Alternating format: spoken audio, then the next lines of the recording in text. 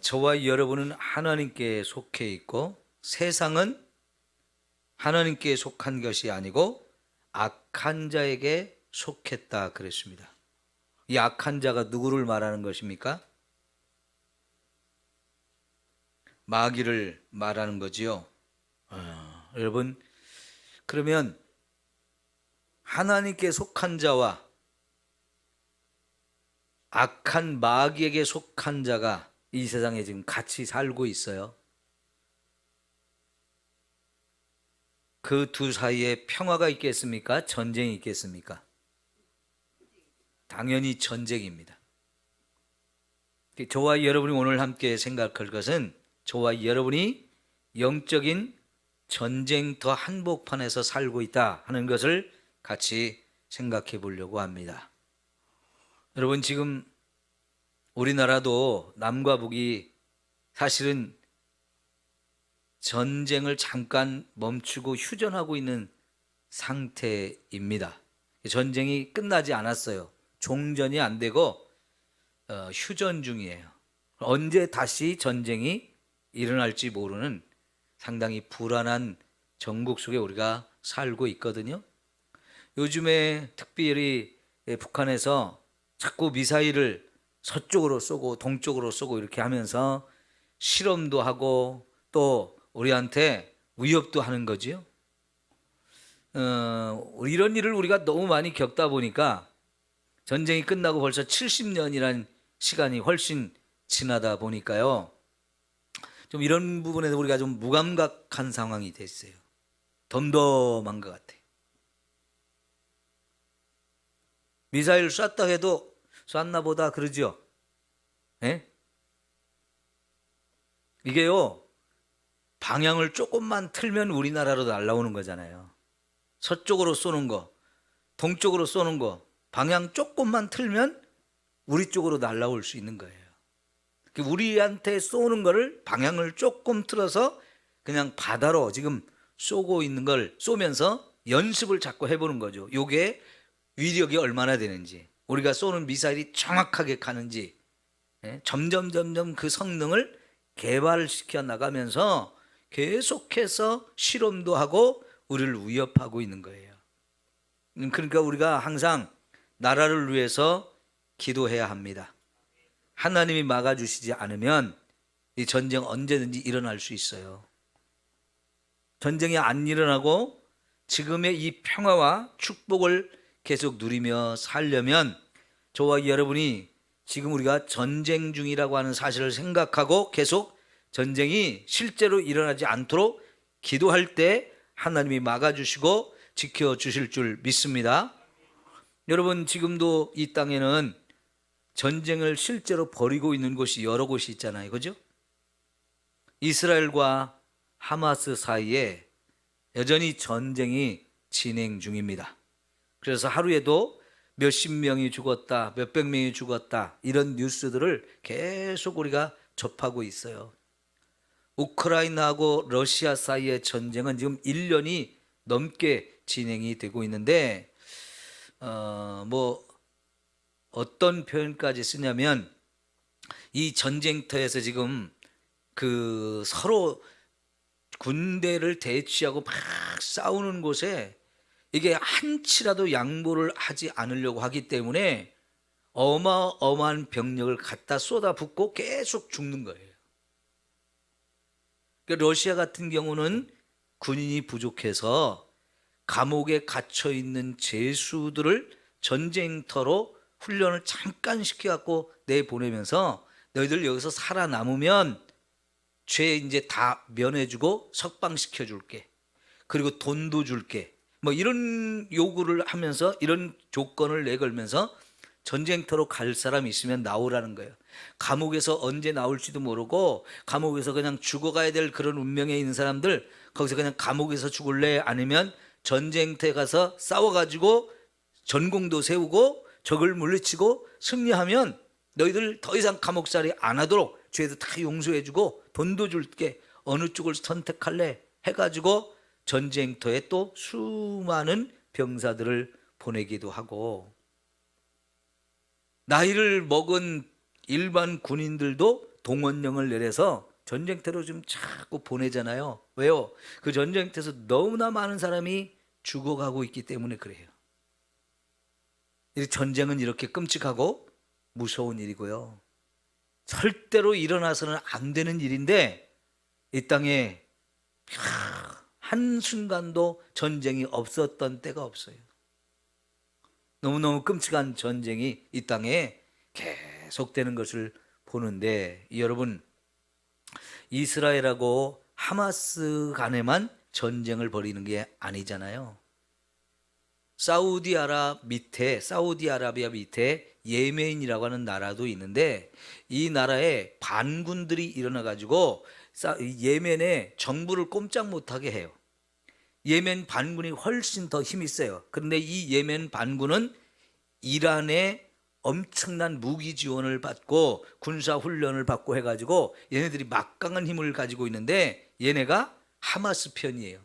그래서 하마스 편이 돼가지고 이스라엘에 미사일을 쏴 보내다가 이스라엘의 그 미사일 방어 체계가 워낙 좋다 보니까 아무 효과가 없어요. 그러니까 이번에는 어떻게 했냐면, 사실 이집트와 이스라엘 사이에 그 지중해로 갈 수 있는 홍해바다, 수에즈 운하라는 곳이 있는데요.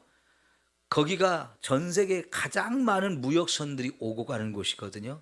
우리나라도 유럽이나 이쪽에 수출을 하려면 반드시 이 수에즈 운하, 그 홍해바다를 통해서 거기를 지나가야만 무역이 되는데요. 전 세계 수많은 배들이 거기 돌아다니는데 그게 바로 이 예멘 옆을 지나가야 돼요. 그러니까 예멘 반군들이 어마어마한 무기들을 가지고 거기 지나가는 배들을 무차별적으로 폭격하고 납치하고 뭐 죽이고 이런 일을 하니까 미국을 비롯해서 전 세계 많은 해군과 이런 배들이 가서 거기 후티 반군들을 공격하면서 그들이 지나가는 배들을 또 공격하지 못하도록 이런 조치를 취하고 있는데요.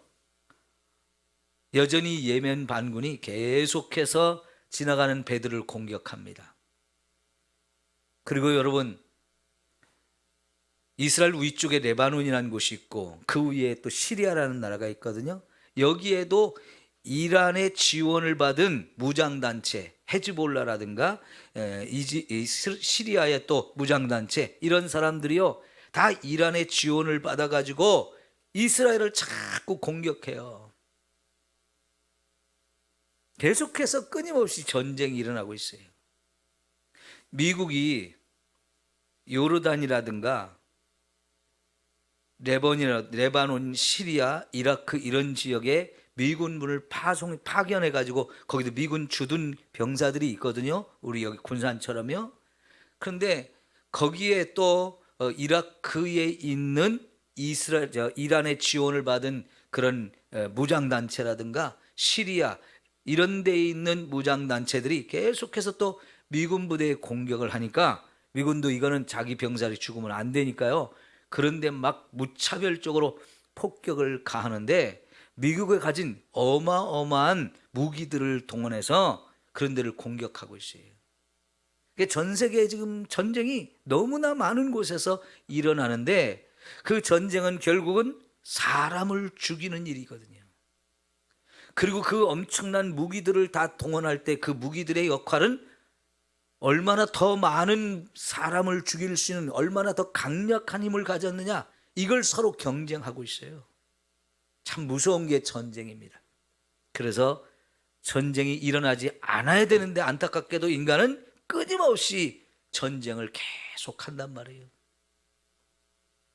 결국 그 전쟁이 일어나면 제일 피해를 많이 보는 게 군인과 일반 국민들이에요. 그러니까 절대로 우리가 사는 이 땅에 다시는 전쟁이 일어나지 않도록 우리가 국가 방위도 튼튼하게 해야 되고, 저와 여러분의 기도가 그래서 절대적으로 필요합니다. 우리 믿음의 성도들이 하나님 앞에 기도할 때 하나님이 그 전쟁을 막아주시고 지켜주시는 이런 은혜를 우리에게 베푸시는 줄 믿습니다. 제가 지금까지 오랫동안 하나님이 우리에게 성도들에게 주신 권세를 그게 뭔지 어떻게 사용하는지를 계속 설명하는데, 오늘 그 설교의 마지막 설교를 하려고 해요. 자, 여러분, 저와 여러분은 분명히 하나님의 자녀가 되면서 그 하나님 자녀가 이 땅에 살 때 필요한 권세를 주셨어요. 왜냐하면 아까 읽은 말씀처럼 저와 여러분이 사는 곳이 전쟁터 한복판이기 때문에 그래요.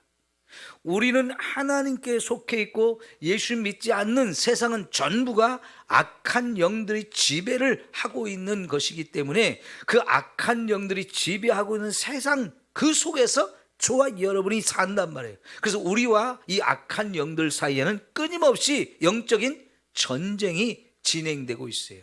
여러분, 우리가 사탄한테 야, 우리 휴전하자, 우리 전쟁하지 말고 평화롭게 살자, 그 말이 통할까요? 안 통할까요? 그건 절대로 안 통해요. 왜? 사탄은요, 그럴 수가 없는 존재예요.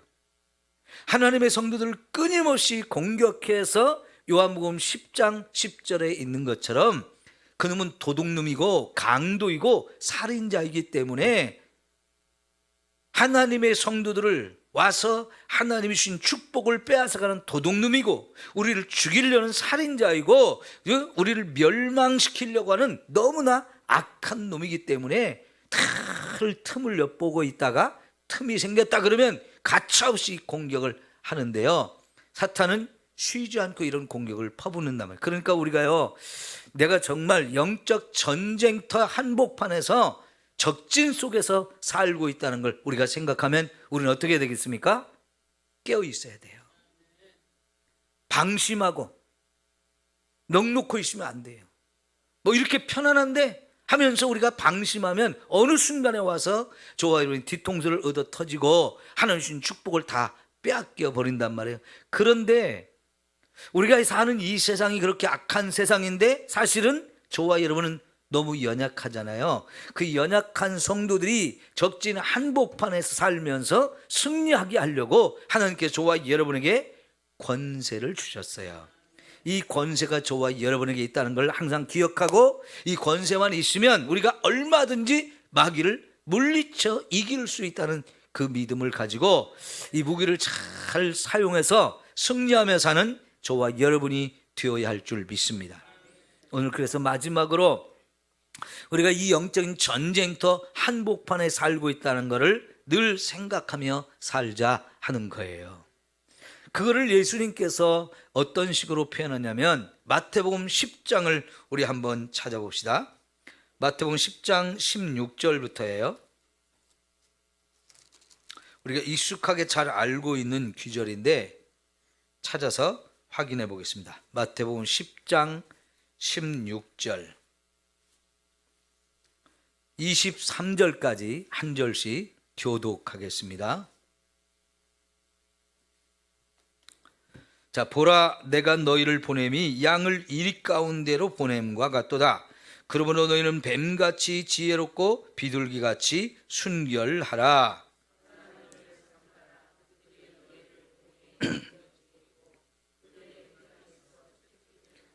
또 너희가 나로 말미암아 총독들과 임금들 앞에 끌려가리니 이는 그들과 이방인들에게 증거가 되게 하려 하심이라.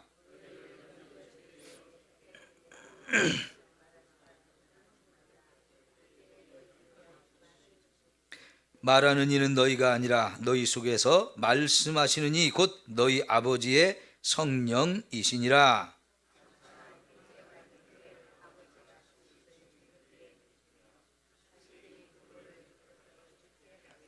또 너희가 내 이름으로 말미암아 모든 사람에게 미움을 받을 것이나 끝까지 견디는 자는 구원을 얻으리라.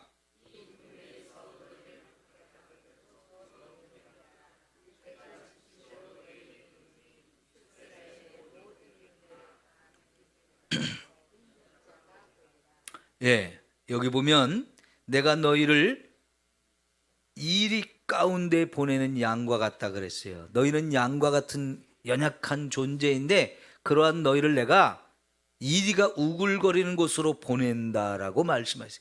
이게 제자들을 전도 현장에 보낼 때 하신 말씀이죠. 자, 그러니까 여러분, 저와 여러분이 사는 이 세상은 우리 주변에 이리가 우글우글하면서 야, 여기 양이 왔다. 요 양은 연약하니까 우리 먹기에 참 최적의 먹잇감이다 하면서 사방에서 물어뜯으려고, 우리 잡아먹으려고 달려들 만한 이런 원수들이 사방에 널려 있어요. 그런 가운데에서 오늘 우리가 신앙생활을 하고 있다는 것을 여러분 기억하십시오. 근데 예수님이 이 양들을 이리 가운데 보내면서 그 양이 살아남을 수 있는 것 두 가지를 말씀하시는데, 하나는 비둘기 같은 순결함, 그리고 뱀 같은 지혜라고 말씀을 하시는데, 여러분 비둘기 같은 순결함은요, 하나님을 믿는 사람들이 이 세상에 살아갈 때 이렇게 믿음을 따라, 하나님 말씀을 따라 선하게, 의롭게, 순결하게, 거룩하게 살 때 그것이 최고의 무기가 된다는 거예요. 저와 여러분을 보호할 수 있는 최고의 방패가 되어진다는 거예요. 여러분, 혹시라도 저와 여러분이 안 믿는 사람들한테 손가락질을 당하거나 비난을 하거나 욕을 하거나 조롱하는 걸 경험한 적이 있습니까? 그런 때가 어떤 때예요? 그건 틀림없이 저와 여러분 뭔가 잘못할 때예요. 죄를 지을 때예요. 죄를 지으면요, 세상은 저 교회 다니는 것이 하면서 손가락질하고 비난하고 욕합니다. 무시합니다. 그래서 우리가 반대로 하나님 앞에 거룩하게 신앙생활을 잘하면 저 사람 교회 다니는 사람인데, 삼성교회 다닌다는데 어쩌면 저렇게 신앙생활을 잘하지? 그러면서요, 오히려 우리를 존중해주고, 예수 믿으려면 저렇게 믿어야 돼, 인정해주고 높여줘요. 그 순결함이라는 건 바로 그런 겁니다. 내가 내 자신을 보호할 수 있는 최고의 방패. 이왕에 예수 믿는 거 그렇게 순결하게 세상도 인정할 수 있을 정도로 우리 신앙생활을 할 수 있기를 축원합니다. 이게 중요한 거예요. 그런데 여러분, 또 한편으로는요, 저와 여러분이 자꾸 착하기만 하고 순하기만 하고 그러면요, 세상이 우리를 바본 줄 알아요.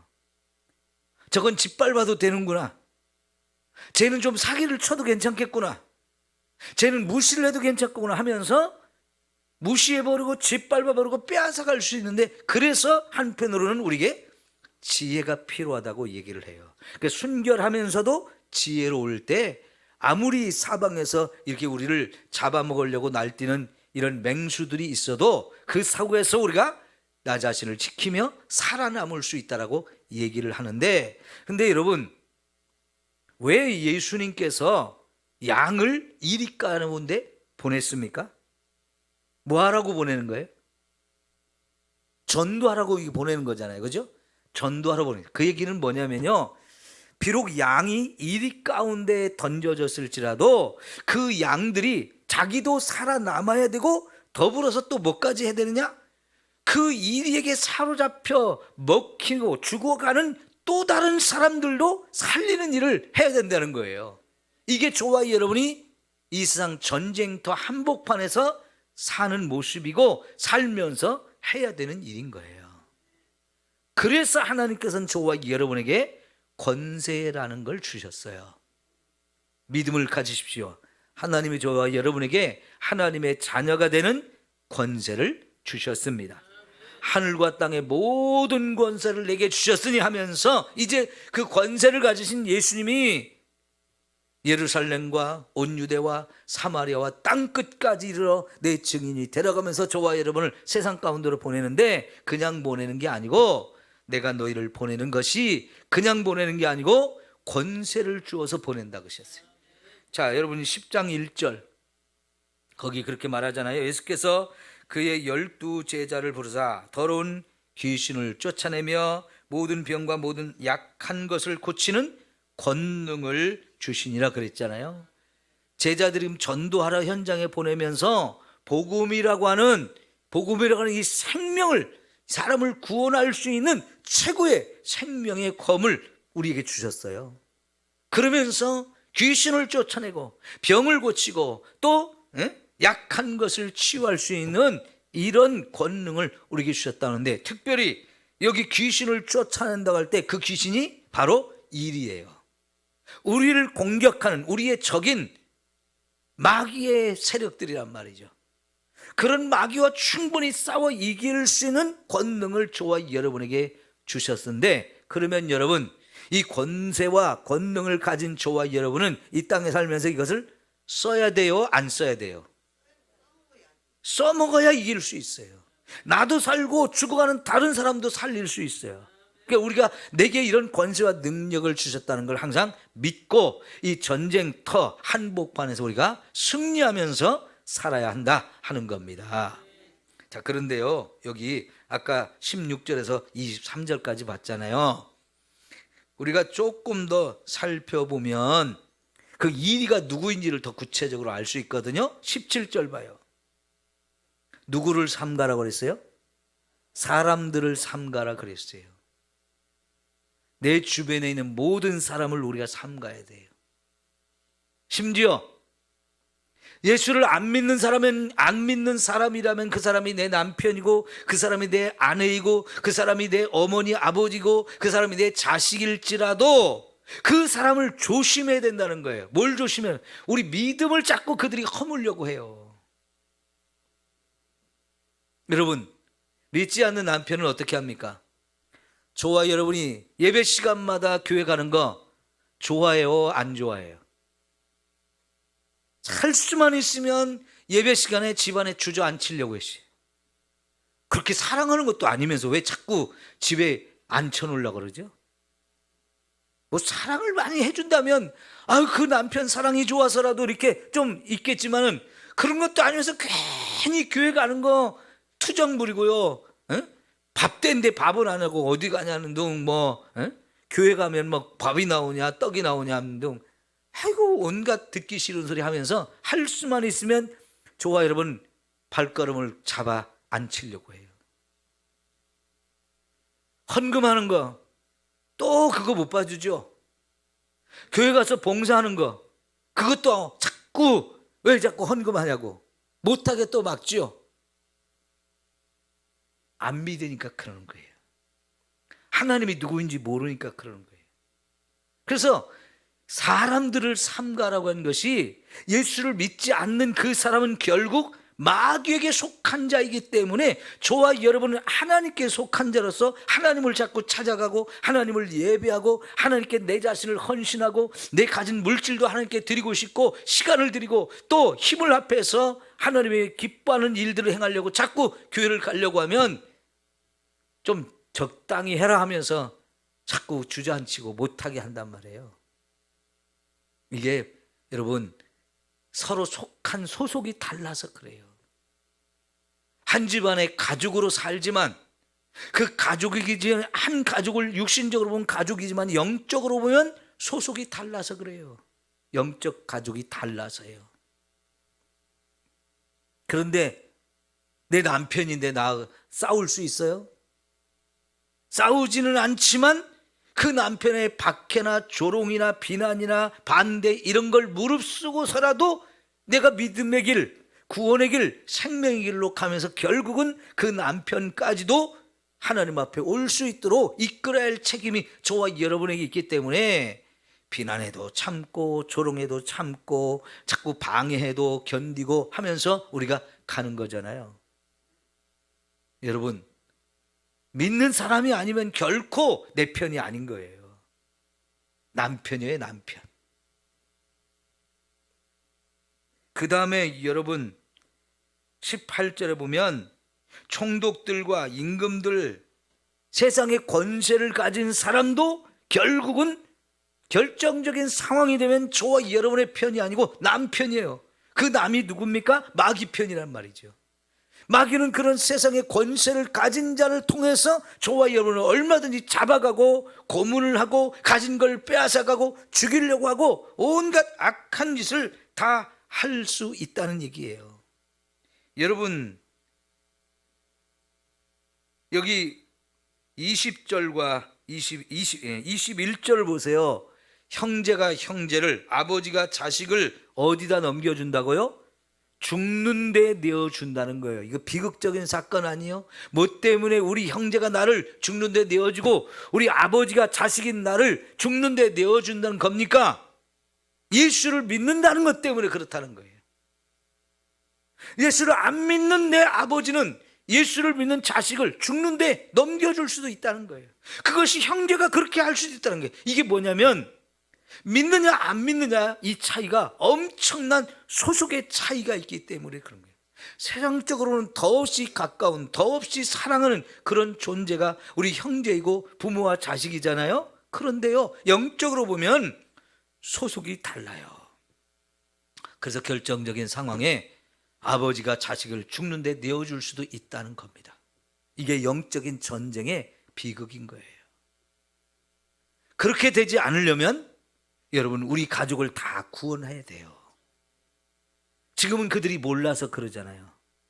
그들을 구원하기 위해서는 저와 여러분이 더 많이 기도해야 되고, 더 많이 사랑해야 되고, 더 많이 양보하고, 더 많이 져주면서, 더 많이 우리가 인내하면서 하나님 앞에 그 영혼들을 한 걸음 한 걸음 이끌고 와서 결국은 그분들 모두가 다 하나님을 믿게 하면, 지난날에 내가 몰라서 그랬다면서 반대하고 우리 힘들게 했던 그런 거 다 회개하면서, 아이고 당신이 맞았어, 당신이 가는 길이 맞았어 하면서, 어쩌면 이렇게 그 많은 걸 내가 그렇게 힘들게 했는데도 다 참고 견뎠냐고, 어쩌면 그렇게 나를 사랑했냐고 하면서 그때 감사하고 고마울 때가 옵니다. 예? 그때가 되기까지 여러분, 우리 같이 믿음으로 견디면서 승리하셔야 돼요. 이게 영적 전쟁터가 여러분 가정에 있어요. 결국은 져주면서 이기는 거죠. 이거는 양보하면서, 내가 손해보면서, 힘들고 어렵지만 눈물을 흘리면서 그걸 견디면서 결국은 저와 여러분이 이겨야 하는 거예요. 이런 싸움을 육적인 싸움으로 하면 그거는 결코 승리할 수가 없잖아요. 그러니까요, 아무리 내가 힘들게 어렵게 밖에서 일했어도 믿지 않는 남편을 위해서는 청소도 더 깨끗하게 해야 되고, 먹을 것도 더 맛있게 해서 대접해 줘야 되고, 뭐든지 더 잘 섬겨야 돼요. 그래야 그 남편의 마음을 감동시켜가지고 하나님 앞으로 인도하고 그 영혼이 믿음으로 굳게 서는 그런 날이 반드시 오게 될 줄 믿습니다. 너하고 나하고 소속이 다르니까 너는 너대로 하고 나는 나대로 할 거야, 서로 이렇게 해버리면 절대로 그 영혼을 구원할 수가 없잖아요. 그죠? 아이고 몰라가지고 저렇게 밀어내가지고 그러면서 믿지 않는 그 사람 비난하고 조롱하고 그러면 안 돼요. 나 혼자 잘난 체 봐야 그거 알아주지 않거든요. 먼저 아는 사람은 양보해야 되고 져줘야 되고 손해를 봐야 되고 힘들고 어려운 걸 참아야 돼요. 그래야 이길 수 있는 전쟁입니다. 여러분, 이런 전쟁에서 저와 여러분이 승리자가 되어야 하거든요. 자, 여러분 28절을 볼까요? 그런즉 그들을 두려워하지 말라. 감추인 것이 드러나지 않을 것이 없고 숨은 것이 알려지지 않을 것이 없느니라. 내가 너에게 어두운 데서 이르는 것을 광명한 데서 말하며 너희가 귓속말로 듣는 것을 지부에서 전파하라. 몸은 죽여도 영혼은 능히 죽이지 못하는 자들을 두려워하지 말고 오직 몸과 영혼을 능히 지옥에 멸하실 수 있는 이를 두려워하라 그랬어요. 예, 26절부터 읽었는데 제가 몇 절이라고 그랬어요? 그랬어요? 죄송합니다. 26절, 28절에 결국 하나님이 아무리 마귀에게 속한 사람들이 저와 여러분을 공격하고 힘들게 하고 위협을 해도 두려워하지 말라는 거예요. 우리가 진짜 두려워할 분이 누구냐? 몸과 영혼까지 지옥에 멸할 권세를 가지신 그 하나님, 그 하나님을 두려워야 되지, 설령 세상에 그 어마어마한 힘을 가진 사람이 저와 여러분의 육체 생명을 빼앗아가고 우리를 죽이는 데 내어준다 할지라도 그거는 아무것도 아니라는 거예요. 괜찮다는 거. 왜요? 아무리 우리를 죽여도 우리의 생명의 주인이신 예수님이 내 편이 돼가지고 죽은 우리를 부활시키며 천국으로 우리를 인도하는 거니까 우리는 죽어도 천국 가는 사람인데 그까지 그 육체가 죽는 거 조금도 두려워하지 말라는 거잖아요. 우리의 승리 이미 다 정해져 있어요.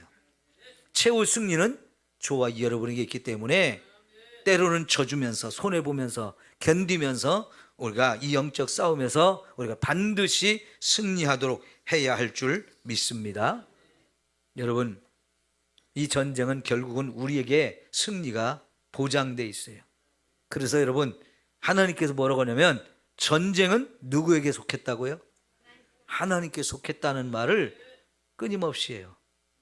특별히 이스라엘 왕 가운데서 전쟁을 가장 많이 하고 가장 많이 승리한 다윗, 그가 가장 많이 한 얘기가 전쟁은 하나님께 속했다는 거였어요. 그 전쟁의 주인은 하나님이시고 누가 이기고 누가 지느냐 이걸 결정하시는 분이 하나님이라고 얘기를 해요. 그래서 전쟁터 나갈 때마다 하나님께 물어보고, 하나님, 이 전쟁에 우리가 나가야 됩니까? 말아야 됩니까? 하나님이 허락한 전쟁입니까? 허락하지 않은 전쟁입니까? 이거를 물어보고, 그럼 우리가 전쟁에 나가면 어떻게 하면 승리할까요? 하나님이 어떻게 해야 우리가 승리할 수 있도록 해주시겠습니까? 하면서 항상 이걸 하나님의 뜻을 묻고 전쟁터에 갔기 때문에 결국은 어떤 적을 만나도 두려워하지 않고 가서 용감하게 싸웠고, 그래서 항상 승리를 하잖아요. 전쟁을 가장 많이 한 다윗이 그렇게 수많은 전쟁터에서 경험한 것, 결국은 전쟁은 하나님께 속해 있는 거다. 하나님이 허락하면 우리가 이기는 거고, 하나님이 허락하지 않으면 우리 전쟁도 나가지 말아야 된다, 이런 것이거든요. 여러분 생각해 보세요. 하나님께서 이스라엘 백성에게 땅을 주십니다. 그렇게 준 땅이 어디예요? 가나안 땅입니다. 근데 여러분, 그 하나님이 주신 가나안 땅 한번 잘 생각해 보세요. 왜 하필 그런 땅을 줬을까? 에? 왜 하필 그런 땅을 줬을까? 암만 생각해도요, 사실 인간적으로 생각하면 그보다 좋은 땅이 얼마든지 더 많아요. 땅도 사실 넓지가 않거든요. 우리나라 강원도 넓이만 해요. 그런 땅의 절반은 사막이에요. 그런 땅에 여러분 전 세계 나라가 잘 되려면요, 큰 강이 있어야 되거든요. 여러분, 하재가 왜 그렇게 조개가 많이 잡혔나요?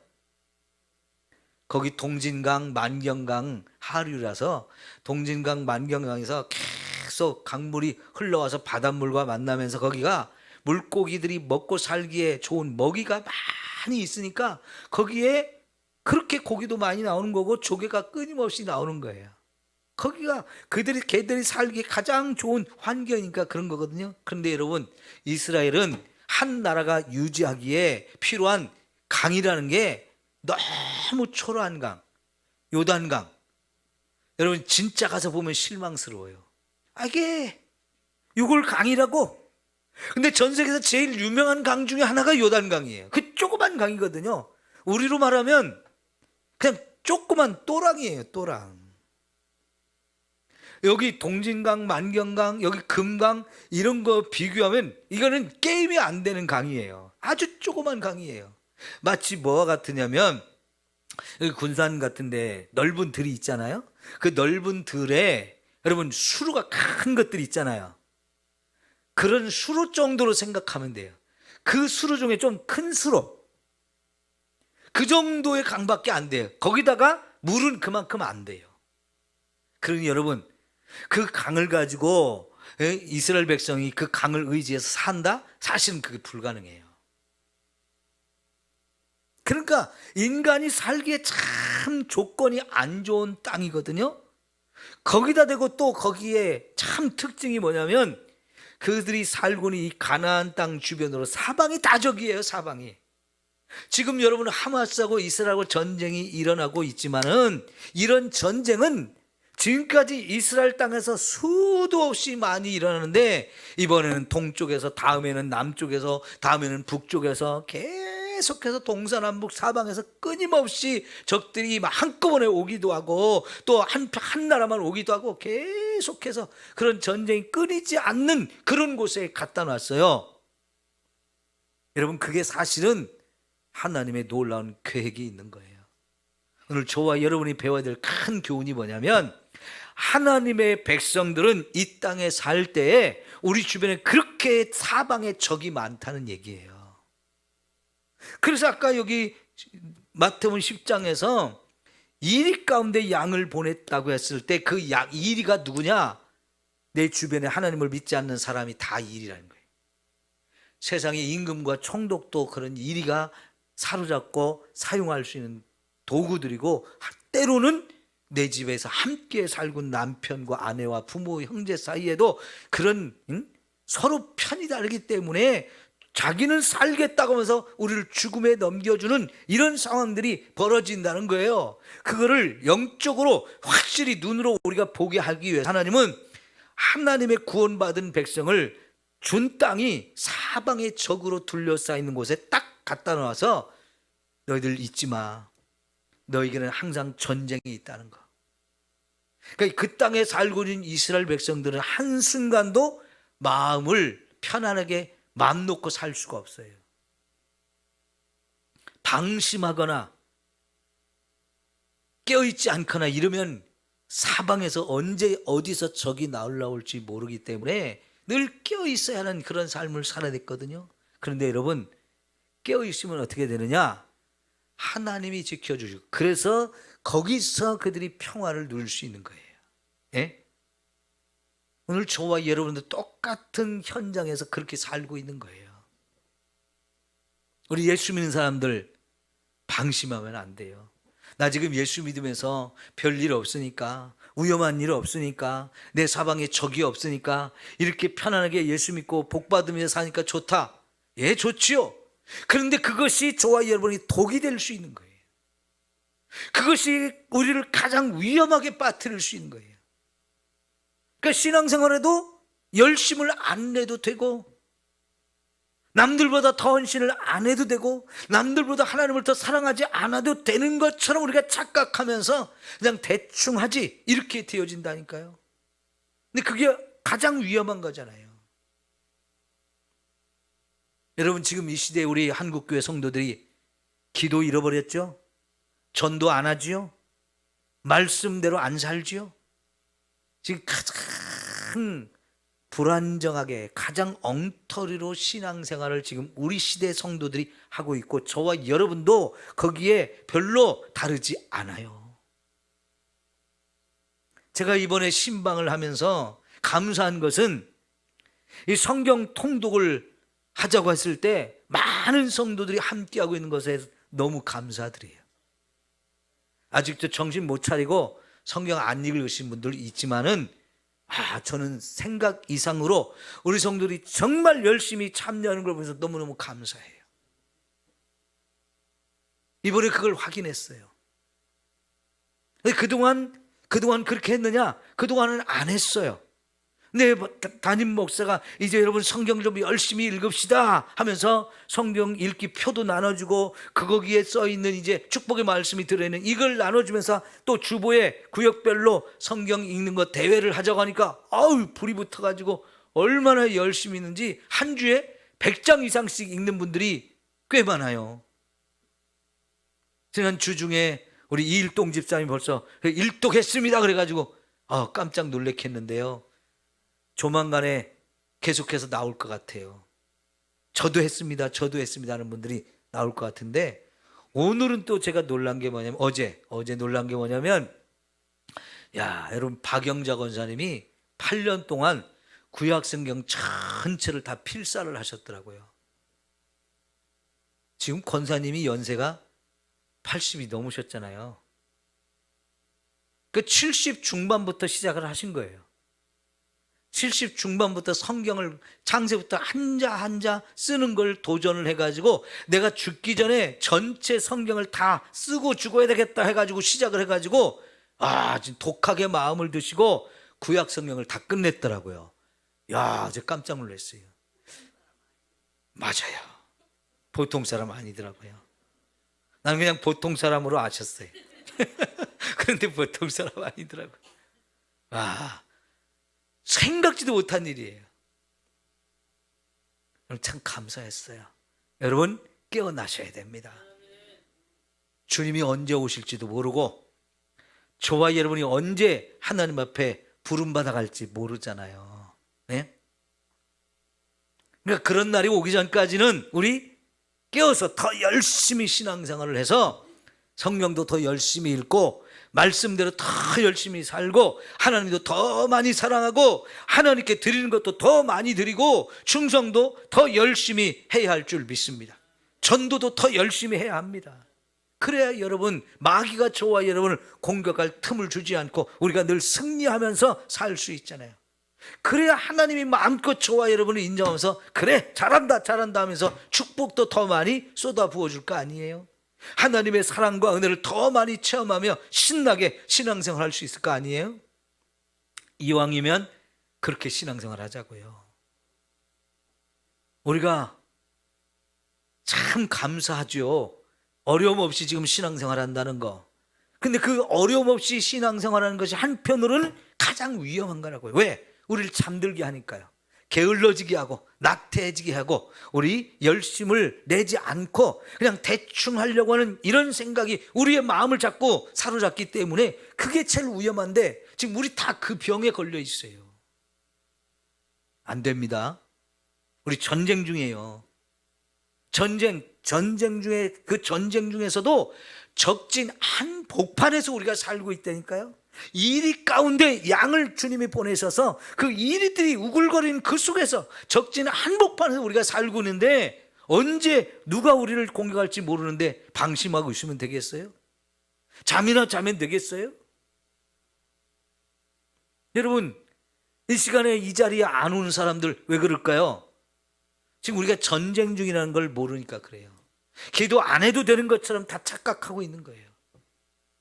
자기 신앙생활 잘하고 있다라고 생각하는 거예요. 그러나 다 그런 가운데도 여러분을 하나님 깨워서 지금 이 자리로 오게 하신 거 감사하시고요. 이 시간 정말 소중하게 여기셔야 합니다. 다른 사람은 안 와도 나는 간다. 나는 가서 기도한다. 그래야 내가 산다. 다른 사람도 살릴 수 있다. 열심히 그렇게 해야 여러분도 살고 죽어가는 다른 사람도 살릴 수 있는 사람이 되어지는 거지요. 때로는 우리의 신앙생활을 위해서 우리가 목숨도 걸어야 되잖아요. 여러분 사도행전에 지금 사도 바울이 복음을 전하는 과정이 여기 마태복음 10장 아까 읽었던 16장의 16절부터 쭉 되어진 얘기가 다 사도 바울이 그대로 경험하는 것들이잖아요. 사람들이 다 원수예요. 근데 그 원수들에게 찾아가서 그 사람들에게 복음을 줘서 한 영혼을 구원하는 그 감격이 얼마나 놀랍습니까? 그런데 그게 결코 쉽지 않잖아요. 이 사람이 고발하고 저 사람이 죽이려고 하고 이 사람이 방해하고 그런 일을 수없이 당하는데 여러분 임금 앞에도 끌려가고 감옥에도 갇히고 총독에게도 가서 재판을 받고 위협을 당하고 뭐 보통 일을 경험하는 게 아니에요.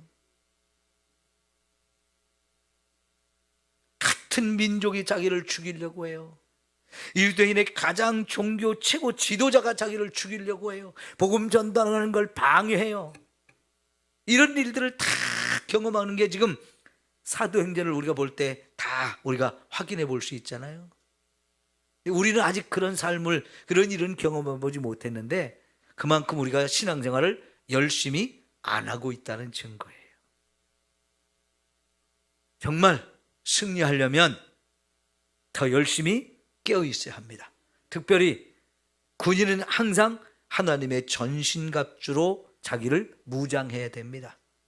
여러분 에베소 6장에 보면 하나님의 전신갑주에 대해서 나오잖아요.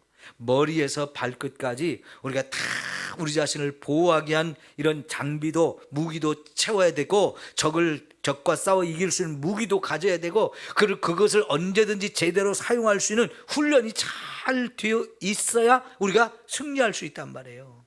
그러니까 우리가 할 일이 얼마나 많은지요. 예? 여러분 성경을 읽어보니까 우선은 재밌게 읽더라고요. 성경이 이렇게 재밌는 줄 몰랐다고. 그래서 막 더 신나가지고 더 열심히 읽으시더라고요. 그런데 그걸로 끝나면 안 되고요. 이제 많은 성도님들이 성경을 읽다 보니까 목사님이 설교한 것도 생각나고 또 내가 읽은 성경을 설교할 때 또 생각이 나가지고 더 많이 깨닫게 된다고. 그래서 예배 시간이 더 즐거워지는 거지요. 은혜가 되는 거지요. 그걸로도 부족해요. 거기서 한 걸음 더 나가서 이제 말씀대로 사는 이 훈련이 정말 필요한데요. 그렇게 할 때 저와 여러분이 믿음도 커지고 원수 마귀를 물리칠 수 있는 이 힘도 강해지는 것이고, 또 죽어가는 영혼을 전도해서 구원하는 일도 더 활발하게 그 일을 펼쳐나갈 수 있는 거거든요. 이게 모든 것들이 저와 여러분이 해야 하는 일들이란 말이에요. 우리 이 영적 전쟁에서 승리해야 합니다. 승리하려면 내가 군인이다. 군인이면 날마다 훈련해서 하나님의 전신갑주를 잘 입고 이 전쟁에서 항상 승리할 수 있는 준비가 되어 있고, 그걸 잘 사용할 수 있는 준비가 되어 있어야 합니다. 여러분, 군대를 갔다 오신 분들은 군대에서 놀고 먹는 거 아니에요. 여러분, 예전에는 그랬어요. 군대에 있을 때 할 일 없으면 대가리 박고 있으라고 그랬어요. 대가리를 박는다는 얘기는 머리를 땅에다 박고 기압을 받는 거거든요. 그거 엄청 힘든 거 아니에요.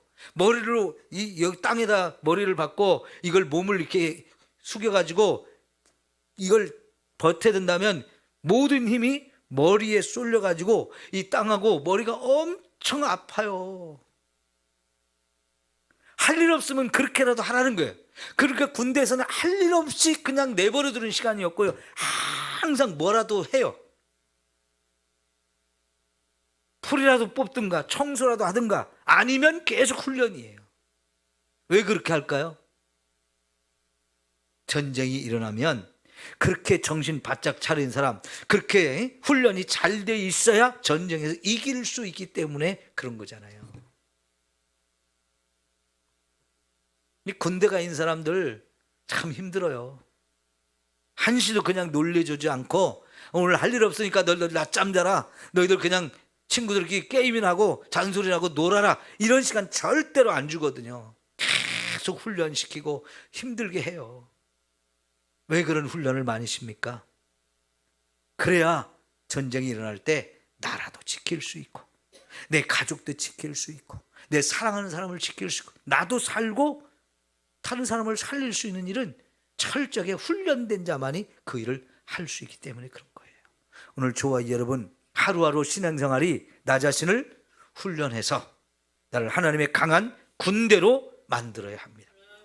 그리고 전쟁에서 항상 승리할 수 있는 준비가 되어 있는 저와 여러분이 되어지기를 축원합니다. 하나님은 그렇게 하라고요. 충분히 필요한 모든 영적 무기들, 하나님의 권세를 저와 여러분에게 다 주셨어요. 그 권세를 잘 사용해서 승리하는 저와 여러분 되기를 축원합니다. 기도합시다.